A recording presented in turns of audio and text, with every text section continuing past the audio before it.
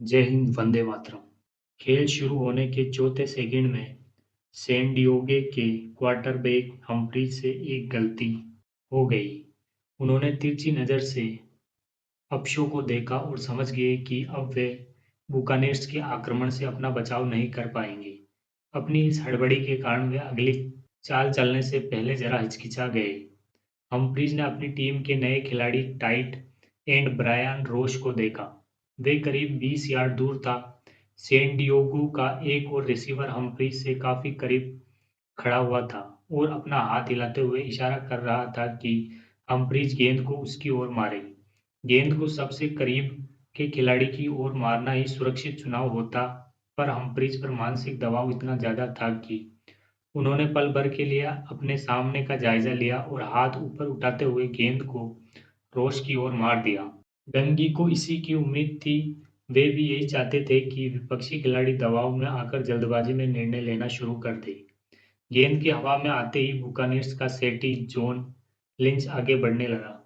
उसका काम आसान हो चुका था। खेल शुरू होते ही वे दौड़कर एक निश्चित स्थान पर पहुंच चुका था और सही इशारे का इंतजार कर रहा था।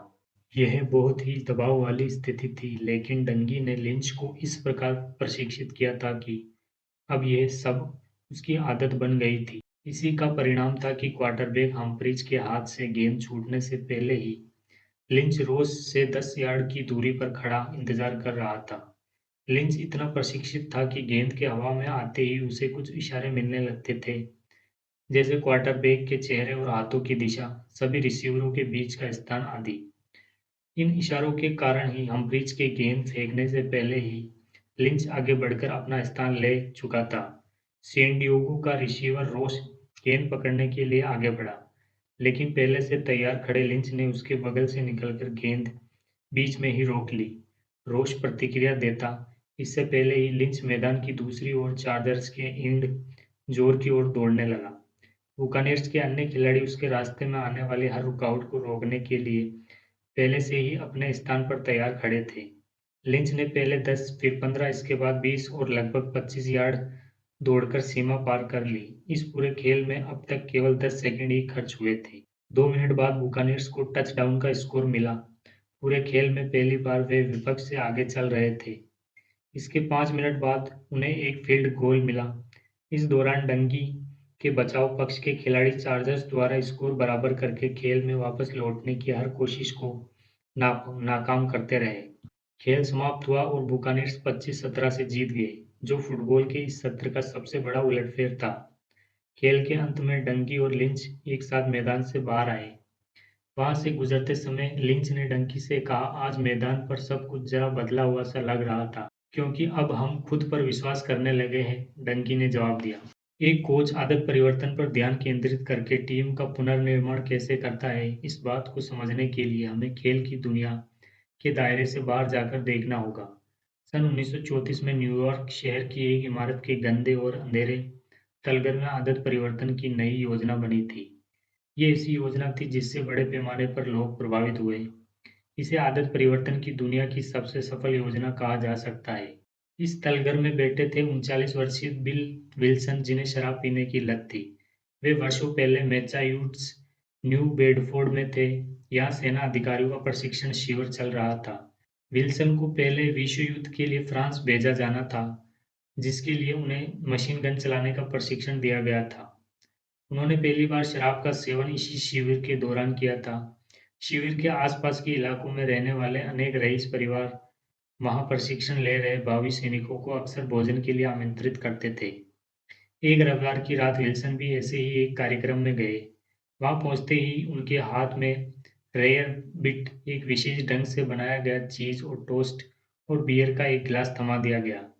उस समय वे सिर्फ 22 वर्ष के थे और इससे पहले उन्होंने कभी शराब को छुआ तक नहीं था। उन्होंने सोचा कि उन्हें यहाँ जो कुछ भी परोसा जा रहा है उसे ठुकराना अशिष्टता होगी, इसलिए उन्होंने चुपचाप बियर पी ली। इसके कुछ सप्ताह बाद विल्सन को एक बार फिर एक शानदार कार्यक्रम का न्योता आया, जहाँ पुरुषों ने टैक्सीडो धारण कर रखे थे और औरतें उनसे फ्लर्ट कर रही थी। उसी समय एक बटलर आया और उसने विल्सन के हाथों में ब्रोंक्स कॉकटेल का गिलास थमा दिया, जो कि व्हाइट वाइन, जिन और संतरे के रस का मिश्रण था। विल्सन ने बताया कि उस कॉकटेल का केवल एक घूंट पीकर ही उन्हें ऐसा लगा मानो उन्होंने अमृत पा लिया हो। 1930 के दशक के मध्य में विल्सन यूरोप से वापस लौटे। तब तक उनका वैवाहिक जीवन समाप्ति की कगार पर था और उन्होंने शेयर मार्केट से जो भी पैसे कमाए थे वे भी उड़न-छू हो चुके थे। इस दौरान विल्सन हर रोज 3 बोतल शराब पीने लगे थे। फिर नवंबर के महीने में एक दिन दोपहर के समय उदास बैठे विल्सन को एक पुराने मित्र का फोन आया। एक समय था जब यह मित्र और विल्सन साथ बैठकर शराब पीते थे। विल्सन ने उसे अपने घर बुलाया और एक जग में शराब और अनानास का रस मिलाकर कॉकटेल बनाया। मित्र के आने पर विल्सन ने उसे एक गिलास में यह कॉकटेल परोसा, लेकिन विल्सन के मित्र ने गिलास वापस कर दिया। उसने बताया कि उसने शराब छोड़ दी है और पिछले 2 महीनों से शराब को छुआ तक नहीं है। ये सुनकर विल्सन आश्चर्यचकित रह गए। वे अपने जीवन के उन संघर्षों के बारे में बताने लगे जो शराब की लत के कारण पैदा हुए। एक बार विल्सन ने नशे में धुत होकर कंट्री क्लब में बवाल किया था, जिसके कारण उन्हें नौकरी से बर्खास्त कर दिया गया था। विल्सन ने अपने मित्र को बताया कि उन्होंने शराब छोड़ने की बहुत कोशिश की और नशा मुक्ति केंद्र जाकर अनेकों दवाइयां भी ली, पर शराब छोड़ने में सफल नहीं हो सके।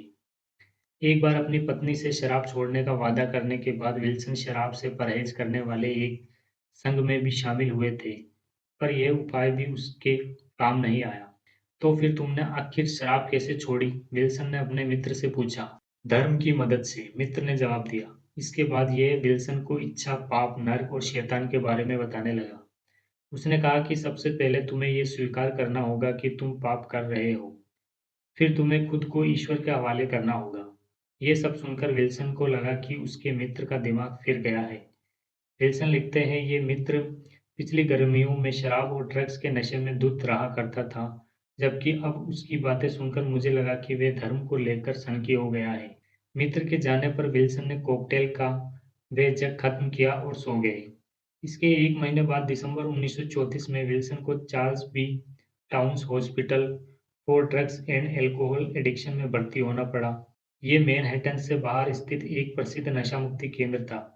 उस समय नशा मुक्ति केंद्रों में शराब की लत छुड़वाने के लिए बेलाडोआना नामक एक दवा का उपयोग किया जाता था। इस दवा से कई बार मरीजों को हेलुसिनेशन भी होने लगता था। नशा मुक्ति केंद्र के डॉक्टर हर 1 घंटे में विल्सन को ये दवाई दे रहे थे। जहाँ विल्सन एक छोटे से कमरे के बिस्तर पर पड़े रहते थे और बार-बार होश में आते-जाते रहते थे। फिर विल्सन के साथ भी वही हुआ जो ऐसी स्थिति में लगभग सभी के साथ होता है। विल्सन व्यथा से छटपटाने लगे। वे कई दिनों तक मतिभ्रम की पीड़ादायक स्थिति से गुजरते रहे। इसके बाद उन्हें ऐसा महसूस होने लगा मानो उनके शरीर पर बहुत सारे कीड़े रेंग रहे हैं। उनकी तबीयत इस हद तक बिगड़ चुकी थी कि वे अपने बिस्तर से हिल भी नहीं पा रहे थे। उस समय वे इतनी पीड़ा भोग रहे थे कि उनसे रहा नहीं गया और आखिरकार वे मदद के लिए चिल्लाने लगे। अगर इस संसार में वाकई कोई भगवान है तो मेरे सामने आए। मैं इस पीड़ा से मुक्ति पाने के लिए कुछ भी करने को तैयार हूँ, कुछ भी। अपना ये भयानक अनुभव बाँटते हुए बाद विल्सन ने लिखा कि अचानक उस कमरे में सफ़ेद रोशनी फैल गई और मेरा सारा दर्द समाप्त हो गया। मुझे लगा मानो मैं किसी पर्वत की शिखर पर खड़ा हूँ और वहाँ तेज़ हवा चल रही है। ये हवा मेरे अंदर समाहित हो गई है और अब अचानक मुझे एहसास हुआ कि अब मैं स्वतंत्र हूँ। मेरा मन खुशी से भर गया। फिर धीरे-धीरे ये खुशी कम भी हो गई। आखिरकार मैं था तो उसी कमरे में जहाँ मैं बिस्तर पर पड़ा ये सब सोच रहा था। पर अब मैं एकदम अलग ही दुनिया में था। ये हमेशा सचेत रहने वाली नई दुनिया थी। इसके बाद विल्सन ने दोबारा कभी शराब नहीं पी। 36 वर्ष बाद सन 1971 में विल्सन की हम्पीज वात स्फीति नामक बीमारी के कारण मौत हो गई। तब तक उन्होंने अपना सारा जीवन एल्कोहलिक्स एनोनिमस नामक एक अंतर्राष्ट्रीय पारस्परिक सहायता फेलोशिप संगठन स्थापित करने और उसका प्रचार-प्रसार करने में लगा दिया। इस फेलोशिप का उद्देश्य था अपने सदस्यों को दोबारा शराब की ओर जाने से रोकना और अन्य शराबियों को यह लत छोड़ने के लिए प्रोत्साहित करना। विल्सन ने एल्कोहलिक्स एनोनिमस का इतना प्रचार किया कि यह आदत परिवर्तन के मामले में दुनिया का सबसे बड़ा और मशहूर संगठन बन गया। एल्कोहलिक्स एनोनिमस द्वारा प्रति वर्ष करीब 2.1 अरब लोगों को मदद दी जाती है। इस संगठन से लगभग 10 अरब लोगों को शराब की लत से मुक्त कराया है। हालांकि एल्कोहलिक्स एनोनिमस की मदद के बावजूद हर किसी को ये लत छोड़ने में सफलता नहीं मिलती, चूंकि इस संगठन के सभी सदस्य गुमनाम होते हैं। इसलिए इसकी सफलता का आकलन करना मुश्किल है, लेकिन करोड़ों लोग अपना जीवन बचाने के लिए एल्कोहलिक्स एनोनिमस को ही धन्यवाद देते हैं। एल्कोहलिक्स एनोनिमस के मूल सिद्धांत है इसके 12 कदम जो बहुत प्रसिद्ध भी हैं। अत्यधिक खाना, जुआ खेलना, ऋण, लैंगिक संबंध, ड्रग्स, जमाखोरी, स्वयं को शारीरिक चोट पहुंचाना, धूम्रपान, वीडियो गेम की लत, भावनात्मक निर्भरता और ऐसे ही दर्जनों आत्मघाती व्यवहारों के इलाज में एल्कोहलिक्स एनोनिमस के मूल सिद्धांतों का उपयोग होता है। ये संगठन ऐसी कई तकनीकें और परिवर्तन सूत्र बताता है जो वाकई बेहद सशक्त और प्रभावी है। हालांकि एल्कोहलिक्स एनोनिमस की ये सफलता काफी हद तक अनपेक्षित थी। इसका कारण ये है कि विज्ञान और इलाज की सर्वमान्य पद्धतियों से इस संगठन का कोई नाता नहीं है। ये बात सही है कि शराब पीने की लत केवल एक बुरी आदत भर नहीं है, ये एक ऐसी समस्या है जिसकी जड़ें मनोवैज्ञानिक और आनुवंशिक स्तर तक जाती है। शोधकर्ता भी ये मानते हैं कि शराब की लत लगने के अनेक कारण मनोवैज्ञानिक या बायोकेमिकल होते हैं, पर एल्कोहलिक्स एनोनिमस में लत लगने के इन कारणों पर चोट नहीं की जाती, बल्कि यहाँ तो वैज्ञानिक पहलुओं और मनोवैज्ञानिकों द्वारा बताए उपायों को पूरी तरह अनदेखा कर दिया जाता है। जय हिंद, वंदे मातरम।